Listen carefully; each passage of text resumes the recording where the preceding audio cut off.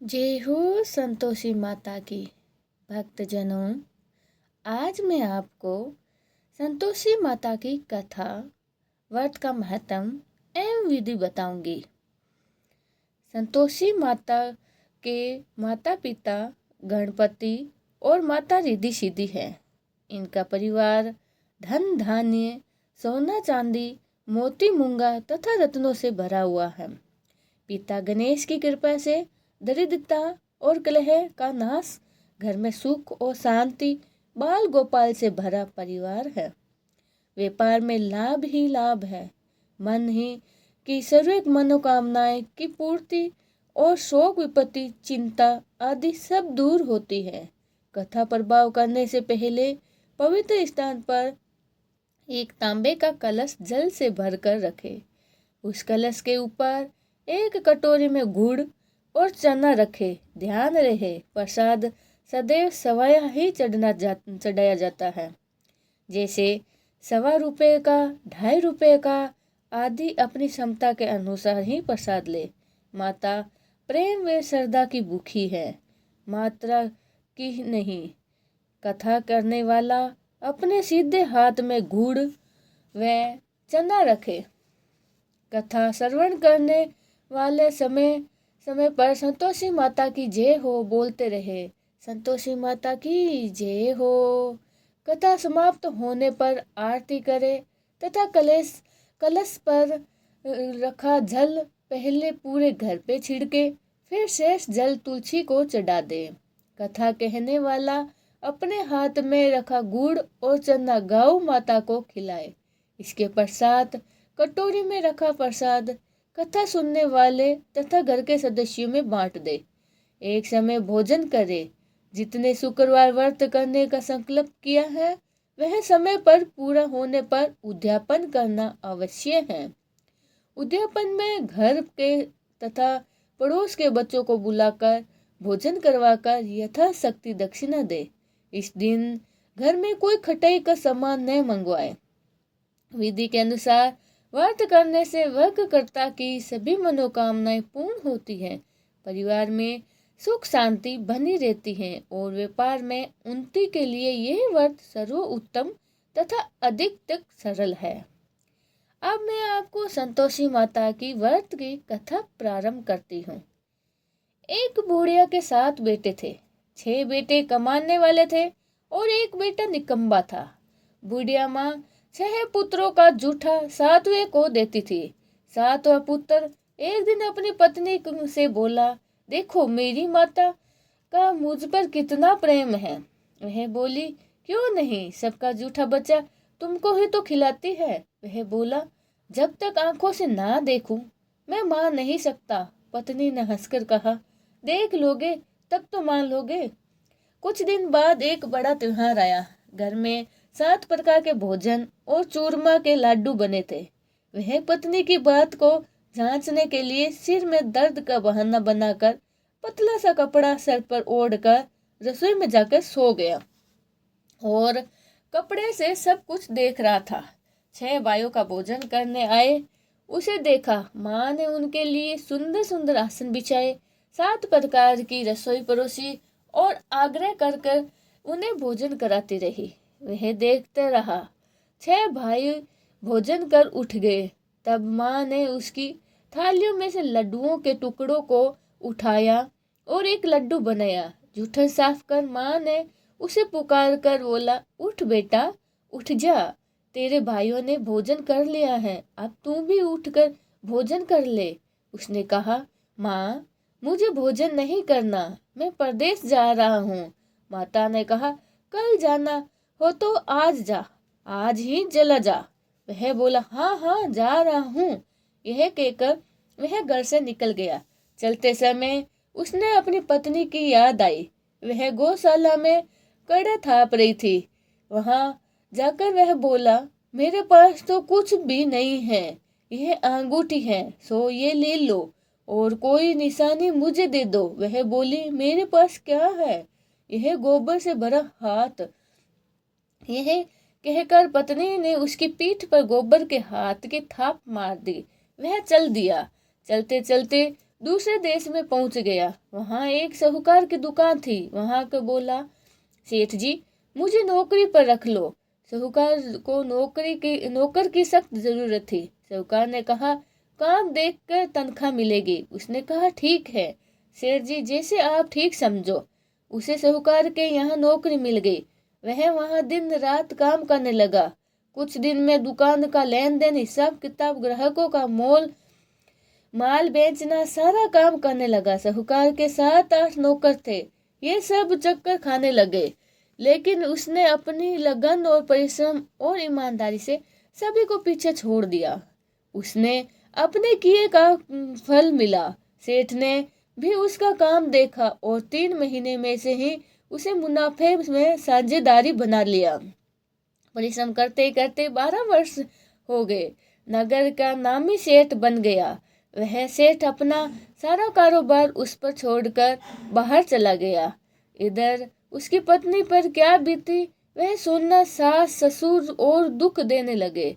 घर रास्ता की काम करवाने लगे, उससे लकड़ी लेने जंगल में भेजते और इस प्रकार घर की रोटियों के आटे से भूसी निकालते और उसकी रोटी बनाकर रख दी जाते थे और फूटे नारियल की नरली में पानी डालकर दिया जाता था।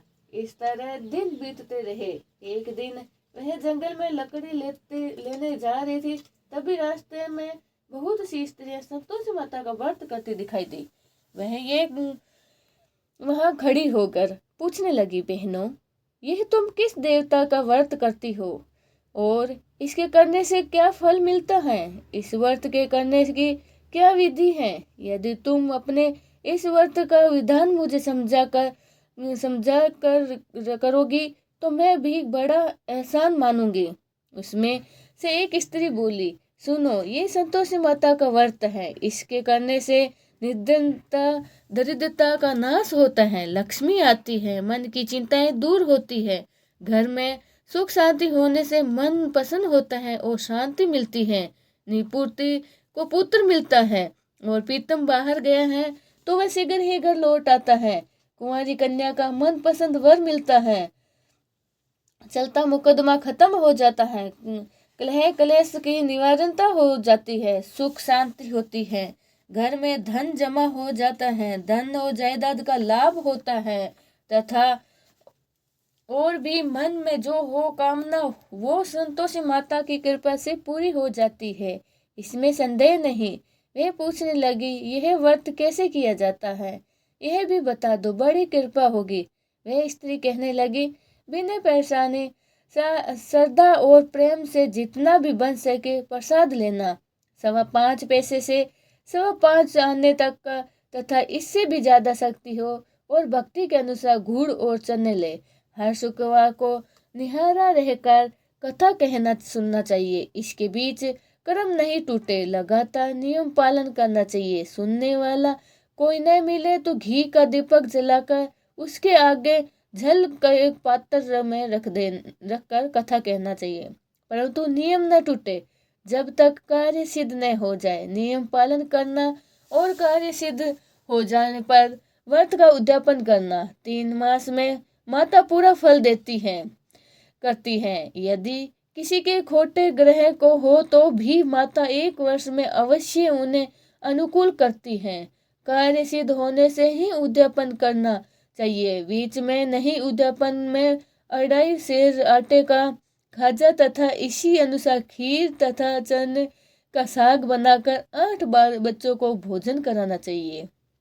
जहाँ तक मिले देवर जेठ भाई बंधु कुटुंब के लड़के लेना, न मिले तो रिश्तेदार और पड़ोसियों के लड़के बुला लेना, उन्हें भोजन करा यथाशक्ति दक्षिणा दे। माता का नियम पूरा करना, ध्यान रखना उस दिन घर में कोई खटाई ना खाए। यह सुनकर वह वहां से चली गई। रास्ते में लकड़ी के बोझ को बेच दिया और उन पैसों से गुड़ चना लेकर माता की व्रत की तैयारी करने लगी। आगे चली, रास्ते में संतोषी माता के मंदिर में जा माता के चरणों में लेट गई और विनती करने लगी, माँ मैं दीन हूँ, निपट मूर्ख हूँ, व्रत के नियम कुछ नहीं जानती हूँ, मैं बहुत दुखी हूँ। हे माता मेरा दुख दूर कर, मैं तेरी शरण में आई हूँ। माता को दया आ गई। वह एक शुक्रवार बीता कि दूसरा शुक्रवार को ही उसके पति का पत्र आया और तीसरे शुक्रवार को उसका भेजा हुआ पैसा आ पहुंचा। यह देखकर जेठानी मुंह छिकाने लगी। इतने दिनों बाद इतना पैसा आया है, इसमें क्या बड़ाई है। लड़के ताने देने लगे। काकी के पास तो अब पत्र आने लगे हैं, रुपए आने लगे हैं, अब तो काकी खातरी बढ़ेगी। अब काकी को बुलाने से भी नहीं आएगी। बेचारी सरलता से कहती, भैया पत्र आए हैं, रुपए आए तो हम सबके लिए आए, अच्छा ही हैं। ऐसा कहकर आंखों में आंसू भरकर संतोषी माता के मंदिर में जा मातेश्वरी के चरणों में घिरकर रोने लगी। माँ, मैंने तुझसे पैसे नहीं मांगे, मुझे पैसे से क्या काम, मुझे तो अपने सुहाग से काम है। मैं तो अपने स्वामी के दर्शन और सेवा मांगती हूँ। तब माता ने प्रसन्न होकर कहा, जा बेटी, तेरा स्वामी जल्दी ही आ जाएगा। यह सुनकर खुशी से बावली होकर वह घर आकर काम करने लगी। संतोषी माँ विचार करने लगी, इस भोली पुत्री से मैंने कह तो दिया कि तेरा पति शीघ्र ही आ जाएगा, अब पर आएगा कहाँ से। वह तो इसे सपन में भी याद नहीं करता। इसे उसकी याद दिलाने के लिए तो मुझे ही जाना पड़ेगा। संतोषी माता ने उस बुढ़िया के बेटे को सपन में कहा और समझाया, पुत्र, तेरी घरवाली कष्ट उठा रही है। वह बोला, हाँ माता, यह तो मुझे भी मालूम है, परंतु मैं क्या करूं, यहाँ से कैसे जाऊं। परदेश की बात है, लेन देन का सारा हिसाब किताब है, कोई जाने का रास्ता नजर नहीं आता। आप ही कोई राह दिखाओ, मैं कैसे जाऊं। माँ ने कहने लगी, सवेरे नहा धोकर संतोषी माता का नाम ले, घी का दीपक जला, दंडवत कर और दुकान पर जाके बैठ जा। देखते देखते तेरा लेना देना चुकता हो जाएगा, जमा माल बिक जाएगा, सांझा होते होते धन का ढेर लग जाएगा। वह अगले दिन सुबह बहुत जल्दी उठा। अपने मित्र बंधुओं परिजनों को सपन के बारे में माता द्वारा कही गई बात को सुनाया। वह सब उसकी बात को सुनकर खिल्ली उड़ाने लगे। वह कहने लगा कि कहीं कभी कभी सपने की बात भी सच होती है। एक बूढ़ा व्यक्ति बहुत समझदार था। वह बोला, देखो भाई, मेरी बात मानो, इस तरह सच या झूठ करने के बदले देवता ने जैसा कहा है वैसा ही करना, तेरा क्या जाता है। बूढ़े की बात मानकर नहा धोकर उसने संतोषी माता को प्रणाम किया, फिर घी का दीपक जलाकर दुकान पर जा बैठा।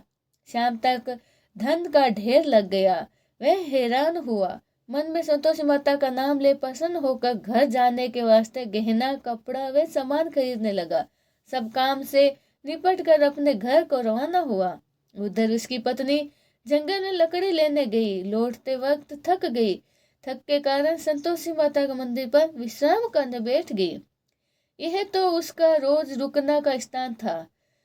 धूल उड़ती देखकर उसने संतोषी माता से पूछा, हे माता, यह धूल कैसे उड़ रही है। माँ ने कहा, हे पुत्री, तेरा पति आ रहा है, अब तू ऐसा कर, लकड़ियों के 3 बोझ बना, एक नदी के किनारे रख दे, दूसरा मेरे मंदिर पर और तीसरा अपने सिर पर रख। तेरे पति को लकड़ी का गट्ठा देकर मोह पैदा होगा, वहां रुकेगा, नाश्ता पानी बना खाकर माँ से मिलने जाएगा।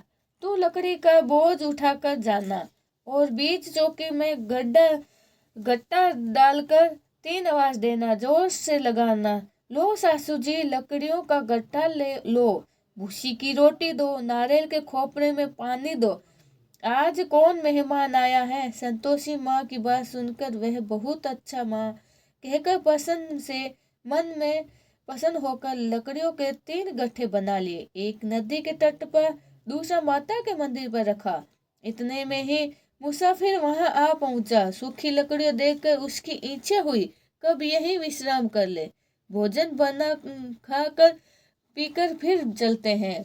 इस प्रकार भोजन कर विश्राम कर वह अपने गांव में आ गया।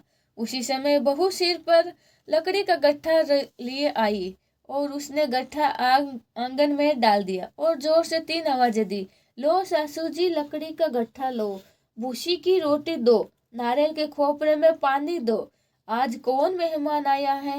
ये सुनकर सास ने अपने दिए हुए कष्टों को भुलाने हेतु कहा, बहू तू ऐसा क्यों कहती हो? तेरा मालिक ही तो आया है।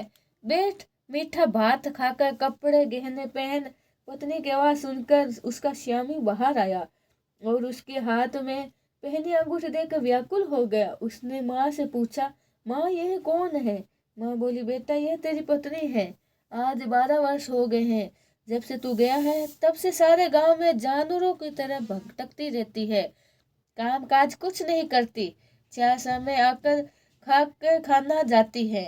अब तुझे देखकर भूसी की रोटी और नारियल के खोपरे में पानी मांगती है। वह बोला, ठीक है माँ, मैंने इसे भी देखा है और तुम्हें भी। अब मुझे दूसरे घर की चाबी दो, मैं उसमें रहूंगा। ठीक है बेटा, जैसे तेरी मर्जी, कहकर माँ ने ताले का गुस्सा बेटे के सामने रख दिया। उसने दूसरे घर में खोलकर सारा सामान जमा किया। एक दिन वह वहां राजा के महल जैसा ठाट बाट बन गया। अब क्या कर था, वह सुख भोगने लगी। अगला शुक्रवार आया तो उसके पति ने कहा, मुझे संतोषी माता का उद्यापन करना है। पति बोला, बहुत अच्छा, खुशी से करो। वह उद्यापन की तैयारी करने लगी। जेठ के लड़कों को भोजन के लिए कहने गई। उन्होंने मंजूर किया, परंतु पीछे से जेठानी ने अपने बच्चों को सिखाया, देख लो, भोजन के समय सबसे पहले खटाई मांगना, जिससे उनका उद्यापन पूरा न हो। लड़के भोजन करने आए, खीर पेट भरकर खाई, परंतु बाद में बात याद आई, कहने लगे, हमें कुछ खटाई खाने को दो, खीर खाना हमें भाता नहीं, देकर अरुचित होती हुए वह लड़के उठकर खड़े हुए और बोले, पैसे लाओ। भोली बहू कुछ नहीं जानती थी, उसने उन्हें पैसे दे दिए। लड़कों ने बाजार जाकर उन पैसों से इमली खरीद कर खाई। यह देखकर बहू पर माता जी का क्रोध किया और राजा के दूत उसके पति को पकड़ कर ले गए। जेठ जेठानी मन मारते खोटे वचन कहने लगे, लूट लूट कर धन इकट्ठा किया लाए हो, सो राजा के दूत उसे पकड़ कर ले गए। अब सब मालूम हो पड़ा, जब जेल की रोटी खाएगा बहू।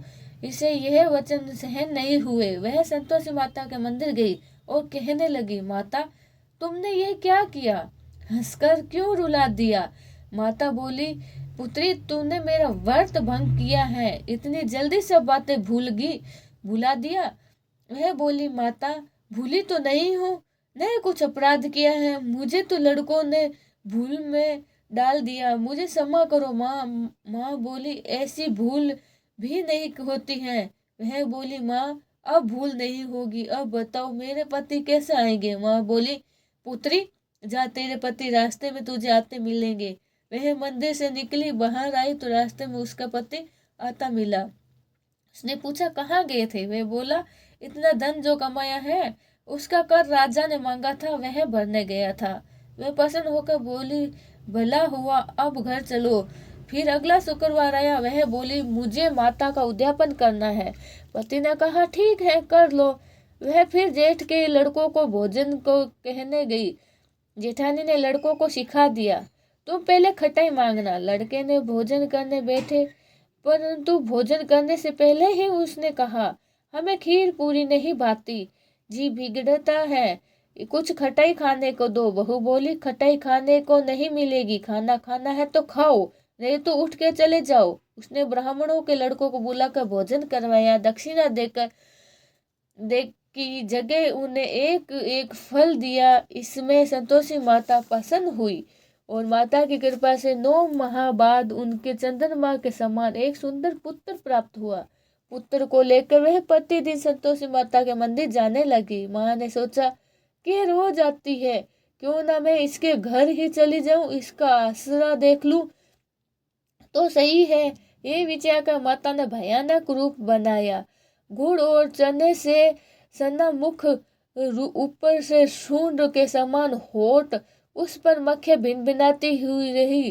दहलीज पर पैर रखते ही उसकी सास चिल्लाई, देखो रे, कोई चुड़ैल डाकनी चली आ रही है, लड़कों इसे भगाओ, नहीं तो सबको खा जाएगी। बहुत रोशनदान से देख रही थी। वह प्रसन्न हो उठी। आज मेरी माता मेरे घर आई है, यह कहकर दूध पिलाते हुए बच्चे को गोद से उतार दिया। उसे इस पर उसकी सास क्रोध में से भरी हुई बोली, अरे रंड, इसे देखकर कैसी उतावली हुई है जो बच्चे को पटक दिया। इतने में माँ के प्रताप से जहाँ देखो वहाँ लड़के ही लड़के नजर आने लगे। बहू बोली, माँ जी, मैं जिनका व्रत करती हूँ वो यह ही माता संतोषी माता है। इतना कहकर उसे झट से घर के सारे किवाड़ खोल दिए। सबने माता के चरण पकड़ लिए और विनती कर कहने लगे, हे माता, हम तो मूर्ख हैं, अज्ञानी हैं, तुम्हारे व्रतों की विधि हम नहीं जानते। तुम्हारा व्रत भंग कर हमने बड़ा अपराध किया है। हे माता, आप हमारे अपराध को क्षमा करो। इस प्रकार बार बार कहने पर संतोषी माता प्रसन्न हुई। इसके बाद उसकी सास उसकी सास कहने लगी, हे संतोषी माता, आपने बहू को जैसा फल दिया वैसा सबको देना। जो ये कथा सुने या पढ़े उसका मनोरथ पूर्ण करना। बोलिए संतोषी माता की जय हो। जय हो संतोषी माता की।